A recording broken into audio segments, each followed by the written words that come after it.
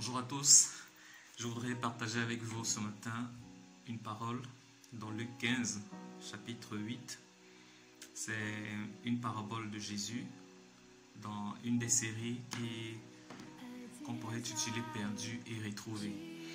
Alors, la parabole particulière que j'aimerais lire, c'est celle qui concerne la femme ayant perdu une drachme parmi les 10 qu'elle possédait.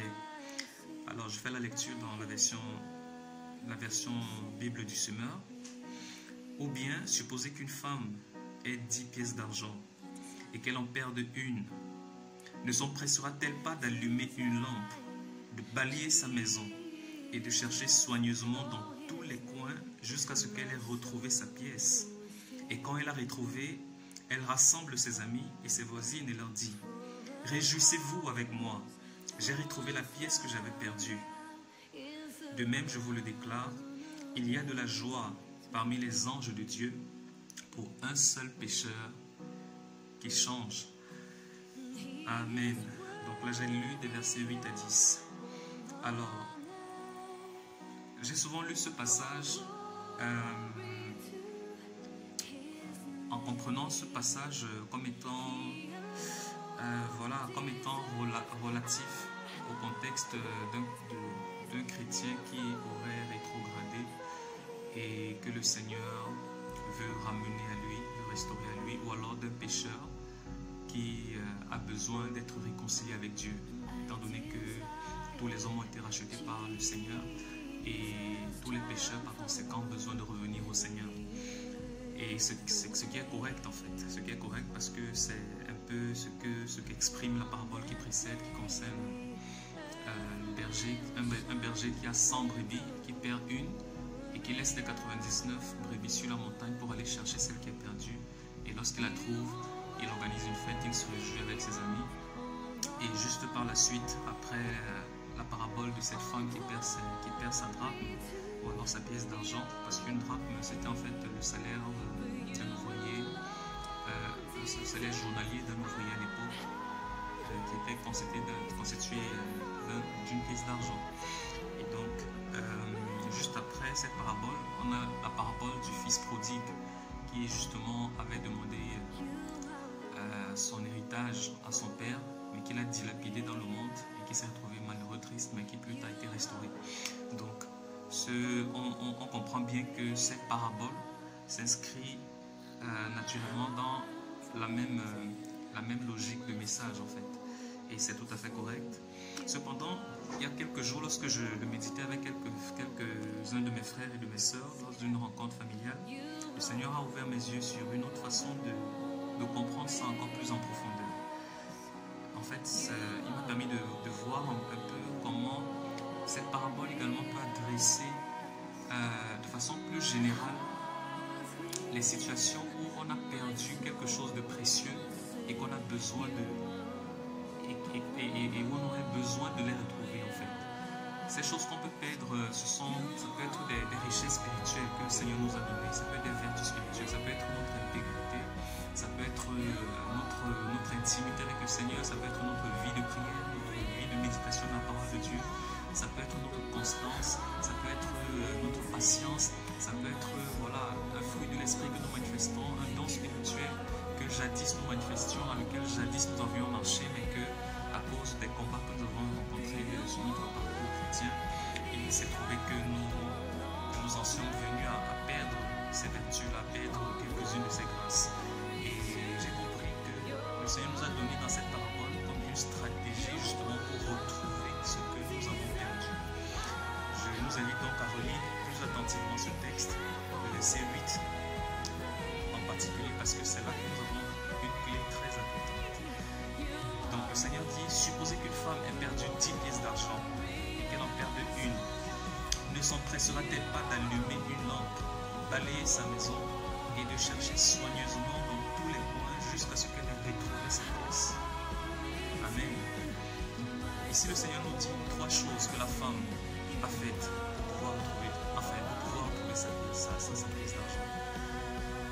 Donc parfois on lit ça, en fait, ça passe comme ça inaperçu sous nos yeux, mais en réalité, c'est une clé que nous avons ici. Le Seigneur dit, la femme a fait 3 choses. Elle s'est empressée de faire 3 choses. Donc il y a déjà une attitude d'empressement qu'il faut avoir pour retrouver ce qu'on a perdu. Dès lors qu'on constate qu'on a perdu ce qui nous était précieux, si c'était notre vie de prière, si c'était notre vie de méditation de la parole de Dieu, il y a un empressement qui doit saisir notre cœur. Et cet empressement doit nous pousser à faire 3 choses. La première chose, c'est que le Seigneur dit, elle a allumé la lampe, une lampe. Allumer la lampe, ça parle de s'exposer à la lumière du Seigneur. Ça parle de s'exposer à la parole de Dieu. Parce que la parole, dans Jean chapitre 1, il est dit que dans la parole, au commencement était la parole était avec Dieu. Et plus tard, il dit, dans cette parole était la vie. Et cette vie est la lumière qui éclaire tout homme. Dans la parole de Dieu, nous avons la lumière qui nous éclaire.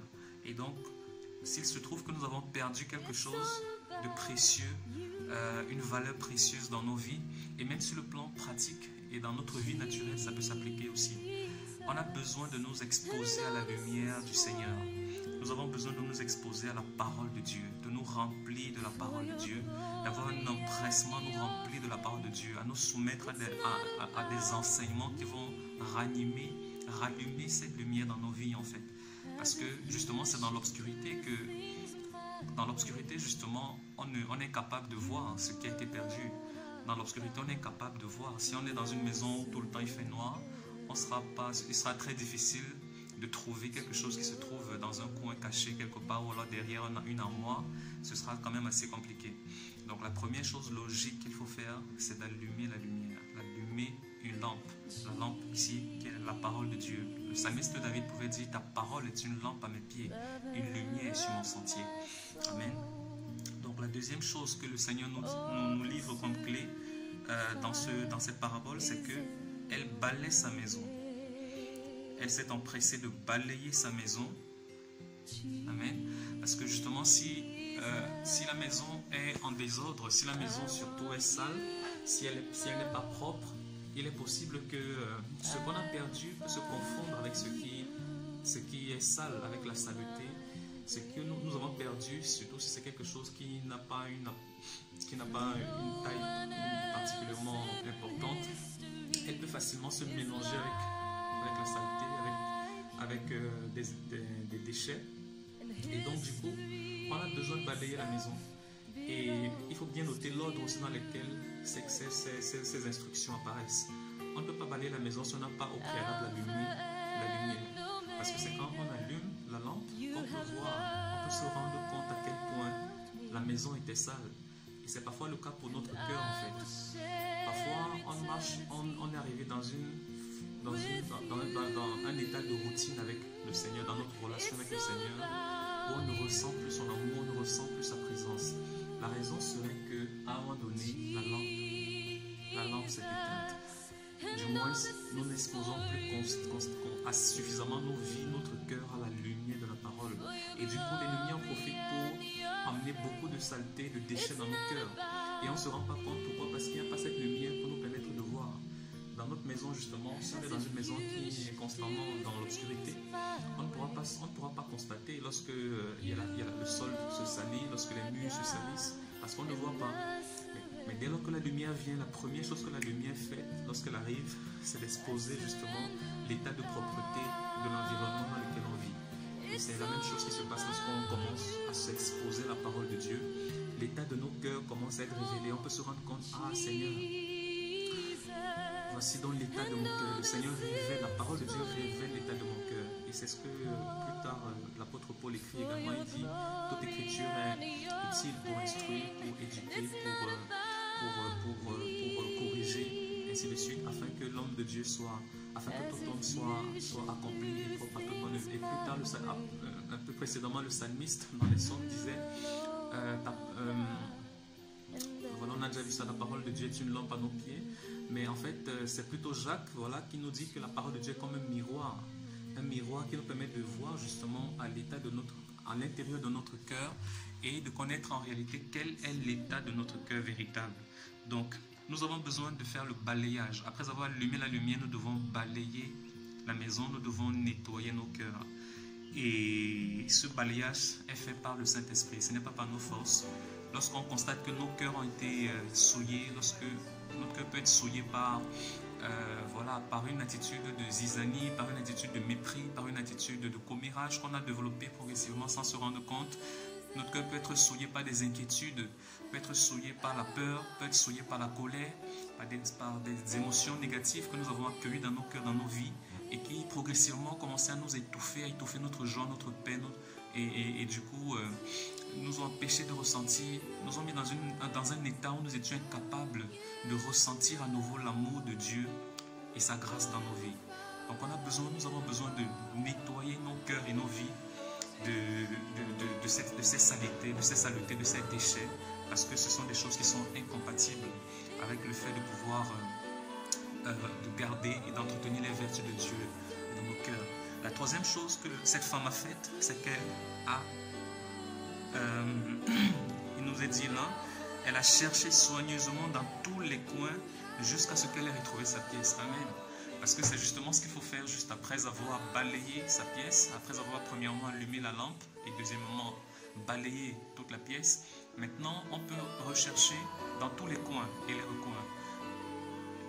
La notion de coin ici est importante parce que dans nos cœurs aussi, il y a des coins et des recoins. Quand je considère ma maison, dans ma maison, il y a beaucoup de meubles, il y a des chaises, il y a une armoire particulièrement, par exemple, qui est particulièrement grande, particulièrement solide. Et le fait de chercher peut parfois engager beaucoup d'efforts, ou alors peut engager parfois de bousculer des choses importantes en fait dans nos vies. Parce que voilà, toujours en prenant l'image d'une maison, comme c'est le cas ici, il y a parfois des meubles qui pèsent, qui ont un poids quand même assez important, qui parfois peut nécessiter qu'on ait besoin d'aide en fait pour pouvoir déplacer ces meubles afin de pouvoir chercher dans les coins qui sont cachés par ces meubles. Et donc il pourrait s'avérer que les choses qu'on a perdues pour être retrouvées pourraient nous conduire en fait à demander de l'aide en fait, parce que pour bouger certaines choses dans nos vies, nos propres forces spirituelles pourraient ne pas suffire. Donc il y a des choses qu'on pourra bouger nous-mêmes et il pourrait y avoir des choses qu'on ne pourrait pas être capable de bouger par nous-mêmes et on aurait besoin de demander de l'aide. Et donc, mais il faut être prêt, il faut avoir cet engagement dans le cœur, cette détermination qui va nous pousser à être prêt à véritablement tout bouger, à tout mettre sans dessus dessous s'il le faut pour pouvoir retrouver ce qu'on a perdu. Parce que ce que nous recherchons en fait n'a pas de valeur, n'a pas de prix. Les vertus spirituelles du Seigneur dans nos vies n'ont pas de prix. On ne peut pas acheter ça avec l'argent ni avec l'or, n'est-ce pas? Et si on rentre dans le contexte en fait de ce texte, ce qu'on appelait la drachme en fait à l'époque pour une femme, il se pourrait que les femmes nouvellement mariées recevaient comme pendant la dot, n'est-ce pas, un collier de leur fiancé, un collier avec justement 10 pièces d'argent dessus. Donc la pièce que la femme recherche n'a pas seulement une valeur pécuniaire en fait, c'est au-delà d'une valeur pécuniaire, il y a une valeur affective parce que c'est dans un contexte de fiançailles que ce collier lui avait été offert en fait. Et donc un collier qui a 10 pièces d'argent, c'est ça qui fait en fait la valeur du collier. Si une pièce disparaît, le collier du coup n'est plus propre à être porté en fait. C'est tout le collier qui perd sa valeur. Donc du coup vous comprenez pourquoi il est important. Il était assez important pour cette femme de retrouver la pièce qui a été perdue parce que il suffit qu'une seule pièce disparaisse du collier pour que tout le collier perde sa valeur en réalité. Et donc c'est un peu ça la représentation des richesses spirituelles dans nos vies. Les richesses spirituelles que le Seigneur nous donne n'ont pas de prix. Et nous devons pour être prêts en fait à être restaurés, Seigneur, à être restaurés dans ces vertus spirituelles, n'est-ce pas?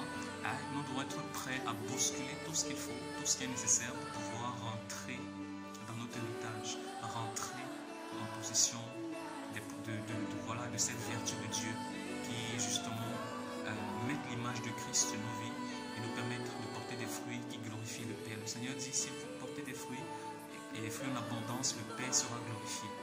Donc je veux juste j'ai à cœur de nous partager ce texte parce que moi-même j'ai été beaucoup encouragé lorsque le Seigneur m'a montré ça et je crois que mes frères aussi, lorsque nous partageons, nous avons tous été encouragés Et voilà, je crois que vous aussi vous avez été encouragés. Si c'est le cas, n'hésitez pas à aimer la vidéo et à partager à un maximum de personnes, aux personnes que vous pensez qui passent par des temps difficiles, que vous savez qui ont perdu quelque chose et qui ont soif de retrouver ces choses-là, cette parole que le Seigneur a donnée pour pouvoir les encourager. Donc, soyons tous bénis. Je vais prier pour vous et pour chacun de nous d'ailleurs, parce que nous avons tous besoin de grâce de Dieu. Père, merci pour cette parole que tu nous donnes à partager, Seigneur, en ce jour. Cette parole qui apporte la lumière dans nos cœurs, cette parole qui nous livre une clé très importante, Seigneur, sur la façon de retrouver ce que nous avons perdu, de retrouver, Seigneur, ces vertus, ces grâces que tu as créées dans nos cœurs, dans lesquelles tu nous as installés par ton esprit et dans lesquelles nous avons peut-être marché jadis, mais que, Seigneur, entre-temps, le chemin, les difficultés de la vie nous ont conduits à délaisser un chemin. Seigneur, je prie que ta parole puisse apporter dans nos cœurs cette lumière. Seigneur, cette lumière est dans ma vie comme dans la vie de toutes les personnes qui sont connectées, qui m'écoutent, Seigneur, en ce moment. Que, Seigneur, ta grâce leur soit communiquée. Qu'il y ait cet empressement dans leur cœur qui va les pousser, Seigneur, à rechercher, Seigneur, avec la détermination nécessaire ce qu'ils ont perdu. Et qui va les conduire, Seigneur, à faire ces trois choses qui vont les conduire, Seigneur, à retrouver ce qu'ils ont perdu. Au nom puissant de Jésus, que ta lumière brille dans nos cœurs, la lumière de ta parole. Et Seigneur, que ce nettoyage, le nettoyage nécessaire soit fait de toutes les saletés, de toutes les inquiétudes, de toutes les peurs qui pourraient, Seigneur, étouffer, Seigneur, ta vertu dans nos cœurs. Et aussi cette détermination à pouvoir nous chercher dans tous les coins, Seigneur, qu'il faut et tous les recoins nécessaires jusqu'à ce que nous ayons retrouvé ce que nous avons perdu. Merci, Seigneur, parce que tu nous accordes cette grâce dans le nom puissant de Jésus de Nazareth. Amen.